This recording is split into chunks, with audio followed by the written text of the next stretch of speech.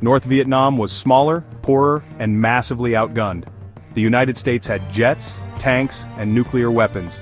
But when the dust settled in 1975, it was North Vietnam who claimed victory. How? It wasn't luck, it was strategy. Let's break down the tactics that helped North Vietnam defeat a global superpower. North Vietnam followed a long-term plan, the People's War. Inspired by Maoist doctrine, Ho Chi Minh and General Vo Nguyen Giap believed that the war would be won not just with weapons, but with the people. So here's how it worked. First, build support and spread ideology. Next, disrupt and destabilize the South. And finally, launch full-scale attacks when the enemy is weak. This wasn't just about battlefields. It was about turning every village, every rice field into a weapon. Guerrilla tactics were the backbone of the North's war effort.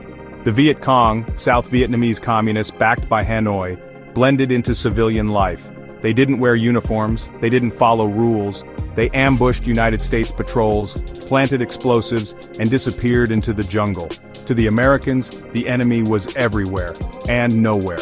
A rice farmer could become a killer by night, and a child could report your location before you ever saw the ambush coming. Beneath the soil of Vietnam, the North built an entire underworld. The Cu Chi tunnels stretched for hundreds of miles, housing fighters, storing weapons, and serving as command posts. American troops feared these tunnels. They were dark, cramped, and deadly. But for the Viet Cong, they offered mobility, stealth, and protection from airstrikes. So how did North Vietnam supply a war deep in the South? Well, the answer is the Ho Chi Minh Trail.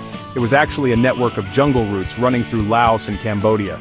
It carried weapons, food, and fighters. The United States bombed it non-stop, but the North adapted, rebuilding paths overnight, disguising roads, and moving supplies on foot or even by bicycle. No matter the odds, the supplies got through. North Vietnam fought with psychology as much as bullets. In the South, they promised land and equality to peasants. In the North, they painted the war as a national liberation. And in America, they watched public opinion crumble. Every American casualty fueled anti-war protests. Hanoi didn't need to defeat the United States military, they just had to make the war unwinnable in the eyes of the American public. And yeah, they succeeded. In early 1968, North Vietnam unleashed the Tet Offensive, a coordinated surprise attack on over 100 cities. Militarily, the United States pushed them back. But politically, it was a masterstroke. The American public was stunned. They had been told the United States was winning. Tet proved otherwise. Support collapsed. President Johnson stepped down. North Vietnam had lost a battle, but won the war for public opinion. North Vietnam used time as a tactic. They knew that if they could survive long enough, America would eventually leave. And in 1973, that's exactly what happened. The United States signed a peace treaty and withdrew. North Vietnam didn't stop. They regrouped, rearmed, and prepared for the final blow. In 1975, North Vietnam launched its final offensive.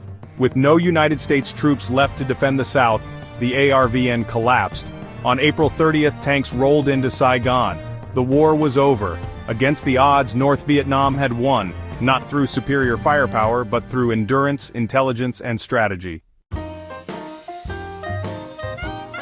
The Vietnam War taught the world a brutal lesson. Victory doesn't always go to the strongest. Sometimes, it goes to the most determined. North Vietnam turned tactics into triumph and changed history forever.